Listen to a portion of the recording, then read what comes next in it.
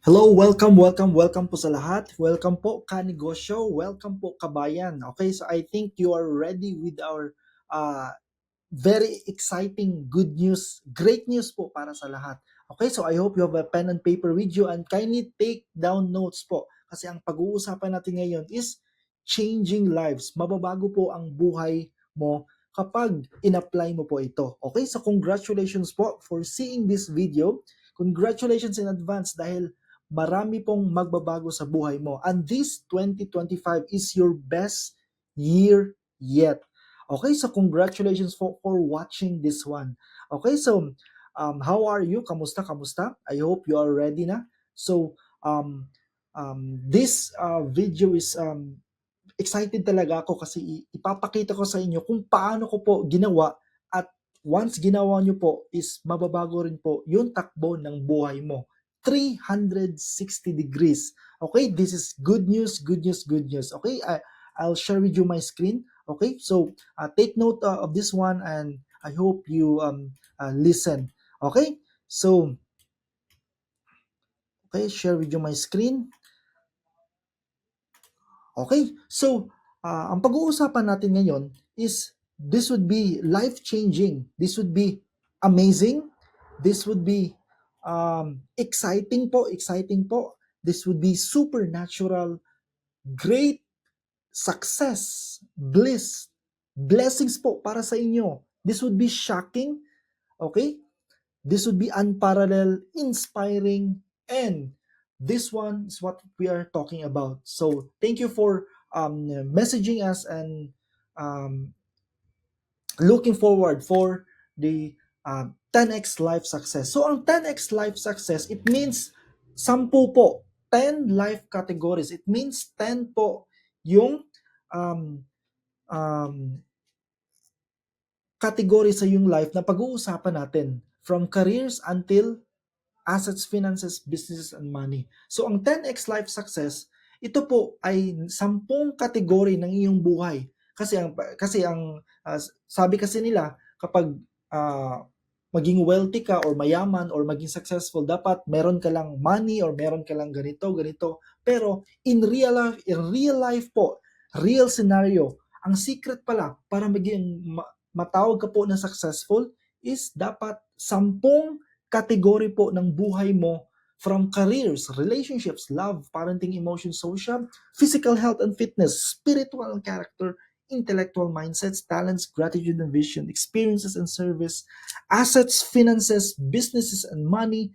Yan po dapat maging para matawag ka po ng successful, dapat po itong 10 na ito, nitong kategory ng buhay mo, dapat po perfect para matawag ka pong successful. If not perfect, but almost perfect po para matawag ka po successful. So not only with one category. So bata ka man, matanda, may ngipin o wala, mayaman ka man, mahirap ka man, if you are Kristiyano, Catholic, or Muslim and brothers and sisters, kapag hinubaran tayo ng damit at tumingin tayo sa kanya, sa itaas, lahat tayo pantay-pantay lamang. Okay? And speaking of pantay-pantay po, binigay na po lahat ng poong may kapal sa atin. Binigay na po ni God, binigay na po ni Allah, binigay na po ni Buddha para sa atin po itong 10 categories. Pero nirerespeto niya lamang po ang ating desisyon. That's why merong taong ganito, merong taong ganyan because nirerespeto po ang desisyon mo. So today po ang magbabago po yung buhay mo because 10 category po na yung buhay from careers until money is ma-achieve mo na ngayon. Okay? So speaking of pantay-pantay, nabasa nyo po sa Sagradong Tipan, "For I know the plans I have for you to prosper you." Sinulat doon, di ba? Familiar? To prosper you, not to harm you, but to give you hope and future. Meaning, gusto sa taas, maging successful tayo, maging mayaman tayo, maging ma-access mo itong 10 kategory ng iyong buhay. Pero, because of that, kung titignan nyo po, from careers until money, saan po? Sa 10, these 10 life categories, ang pinaka-importante, what do you think? Kanegosyo, kabayan, saan po sa tingin nyo ang pinaka-importante sa 10 na ito? Ito ba'y health? Ito ba'y spiritual? Ito ba'y talents or money? Very good, very good, very good. Ang pinaka-importante is mindset, intellectual mindset. Bakit po? Kasi ang mindset po, kapag na-correct po ang mindset, all of the categories will fall into place. Pwede ka bang maging successful sa careers pero hindi po tama yung pag-iisip? Hindi. Pwede ba mag-successful sa relationships, sa love, kapag hindi po tama po ang pag-iisip? Hindi. Pwede ba mag-successful sa money management, time management, or sa health mo kapag hindi po tama yung takbo ng utak mo? Hindi. Ang pinaka-importante is mindset or mindsetting, meaning pagsasaayos ng isip. Kapag nabago po yan, na-change po yan, proper po ang pag-iisip natin, is magiging everything will fall into place. So, ang pinaka-importante is mindset. Ang secondary, the most important is health, kasi isa lang po ang katawan natin, also spiritual, regardless po kung ano pong sect beliefs na pinaniniwalaan nyo. And the third secondary is money. Okay, sa health, pwede na po ma-change natin yan agad-agad kapag nabago po yung mindset. Sa spiritual, you can change that in your churches, in your sect, in your beliefs, in your cell, kung ma-change yan doon. Pero ang most important, crucial is, ano po ang pinaka-crucial? Which is yung money. Ang pinaka-importante, secondary is money. Okay, so pinaka-main is proper mindset. Next to is money, health, and spiritual. Pero ang pag-uusapan natin yung one of the most important is, importante po ba ang money? Pera, kwarta, importante po ba? The correct answer is yes. Ang secondary, ang pinaka-important is money, in line with health and spiritual. Pero pag-uusapan natin ngayon is money. Okay, kabayan, kanegosyo. Ito po yung mga types of income streams. Okay, pag sinabing types of income streams, ito po yung in relation po sa pera, kwarta, money. So probably you are earning in traditional business, probably you're earning in franchising, probably you're earning as an employee or self-employed. Probably OFW ka or nag-freelance ka or nanalo ka ng loto or may ipinamana sa iyo, or probably you are doing leveraging type of income streams, yung ginagawa nila King Solomon, King David at Archimedes, or probably you are a certified investor. Okay, ito po yung mga type of income streams. Isa-isahin po natin. But in short, sa traditional business po, one of the best example is sari-sari store, or probably you have a many grocery. Let's say for example, kumikita ka ng 30 to 100,000 per month. After 24 months or 2 years, congratulations po. Tang dang dang, meron ka pong 720 to 2.4 million. So i-compute niyo po yan, after 5 years, after 10 years, probably meron kang projected income, probably alam mo ang iyong retirement. Kung papasok ka po, ang income streams mo ay traditional business. Okay? Yan. Next, probably you have your franchising business. One of the best example of franchising business, you have McDo, Jollibee, Mang Inasal, pero multi-millions yon ang kapital. And probably ang lesser niyan is, let's say for example, Angel's Burger, less than 1M. So probably you're earning 100,000 per month times 24 months or 2 years. Congratulations, you have 2.4 million.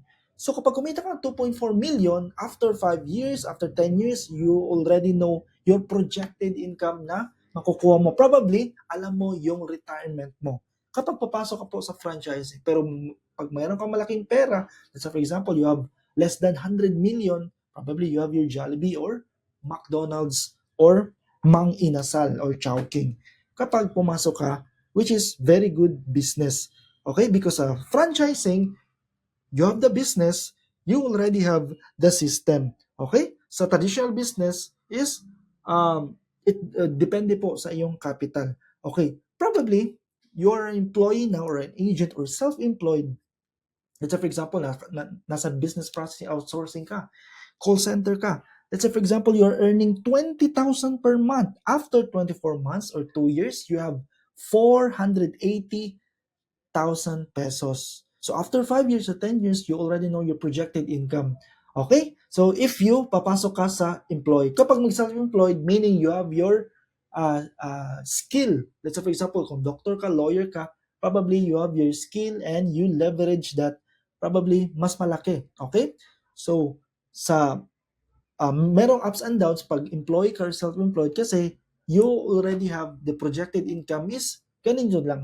Okay? So, yan, kung meron kang nadinig, which is for example sa SSS, Social Security System, according sa SSS, according sa records nila, is only 2% lang po ang financially literate or financially free.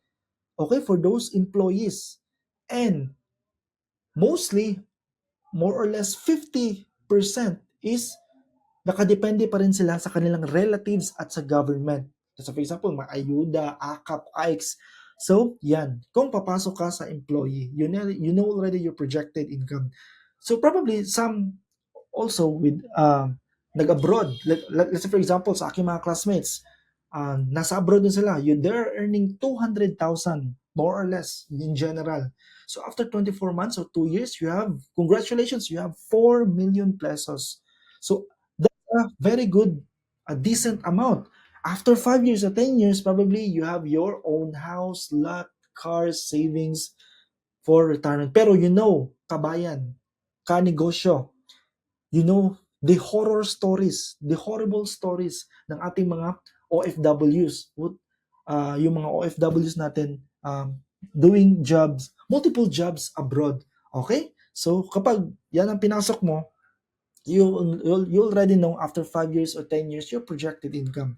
Meron ding nanalo sa loto or anak ng artista or anak ng Olympian or may pinamana. Let's say for example, you're earning 1 million per month.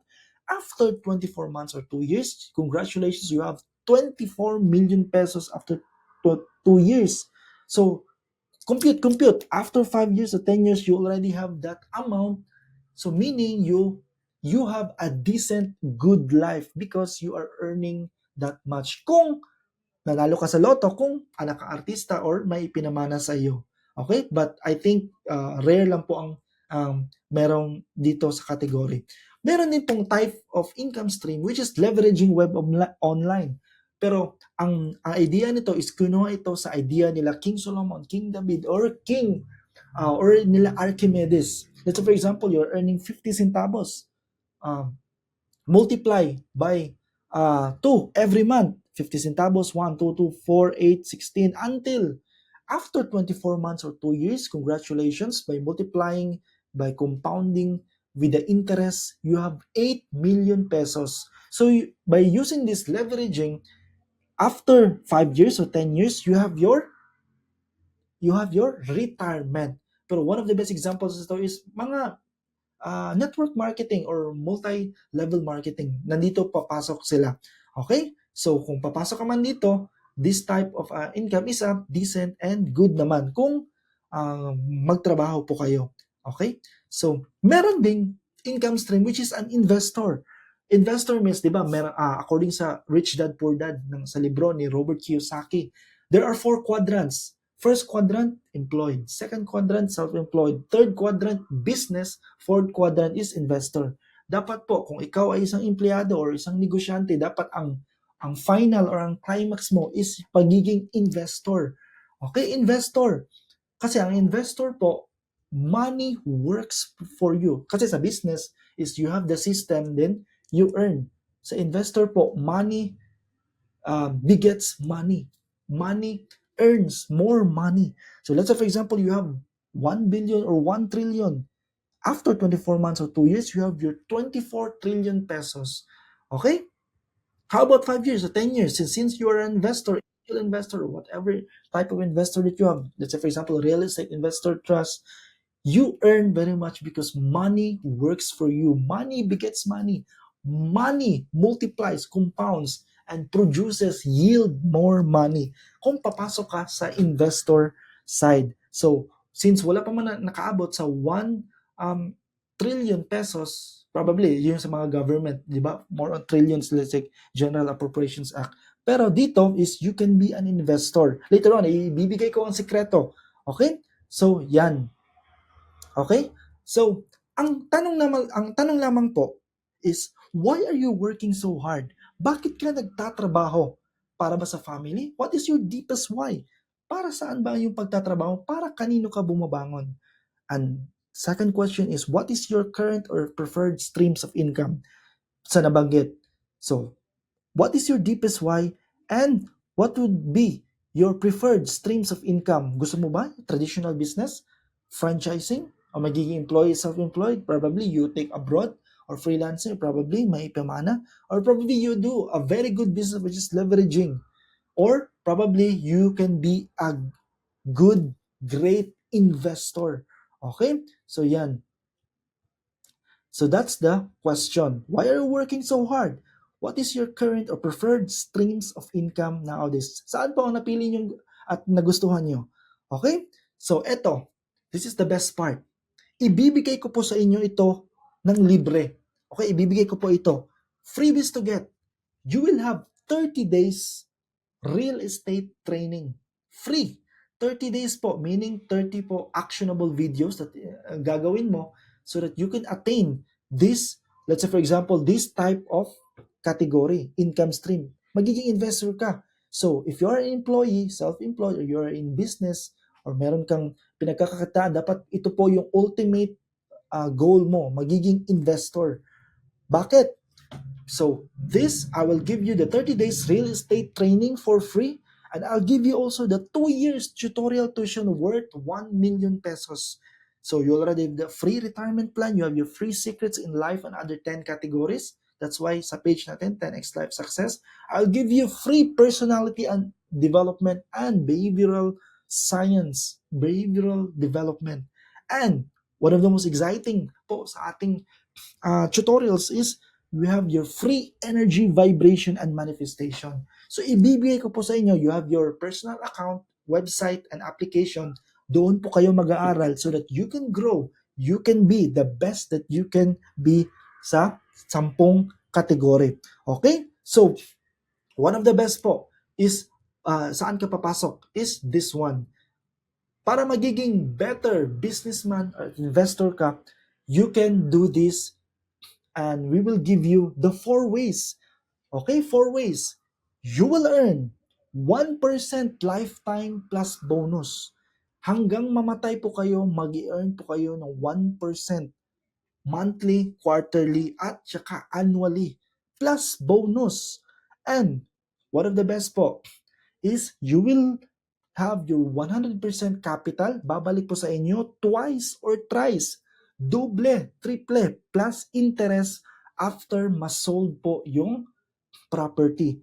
And one of the best ibibigay po namin is the first $1 trillion energy, vibration, and manifestation. Ito po ang sikreto ng lahat ng mga billionaires at multimillionaires, i-reveal po namin sa inyo para po always ka maging lucky, always ka magiging, you have your intuition, gut, and feeling, and madali, easy mag-flow ang pera sa buhay nyo. Not only with money, but all categories. Okay? So, and we will have also the Investor Circle annual profit sharing. Wala ka nang ginagawa, mag-receive ka lang annually the profit sharing. Okay? So, ito po yung gagawin mo. Yung effort mo lang is, pwede po in staggered basis. Ang kailangan mo lang is, ano ang pinaka-importante kapag nagnegosyo ka or whatever you do para kumita is, yan, capital or investment. So, the minimum investment in our pagiging investor, or you have your real estate investment is 1 million pesos. But the good thing is, staggered basis po siya. So, ang 1 million pesos po is staggered basis. You can have your 300 or 250,000 a month, or let's say quarterly, as long as ma-comply mo yan. Kapag na-comply mo yan, you will start the 4 ways. Kikita ka na ng 1% lifetime sa inyong property assigned plus bonus. You have 100% capital kapag nabenta po, doble, triple, and you have your training with the first $1 trillion energy, vibration, manifestation, and you have your Investor Circle annual profit sharing. Okay, magkano ang capital? 1 million pesos minimum. And you can do that. You can have that in staggered basis. Okay, congratulations, congratulations. Okay, saan po mapupuntaan yung 1 million pesos? You can have in, you can tie up with my corporation, and I can I'll let you access the 100 minimum, let's say for example 100 units, or let's say for example condominiums, Airbnbs, land titles and deeds. I will show you kung paano po. Okay? Instead na ikaw mag-purchase ng iyong property, which is for example 6 to 10 million. Pero dito is ang minimum lang is 1 million pesos. You can have 2 million or 3 million or 10 million, as long as you will receive the 4 ways. Okay? I will access you to the hundreds of properties, Airbnbs, and corporations. Pero majority po ang gagawin natin is leasing and Airbnbs. Okay? Rentals po. Kumikita ka. Okay?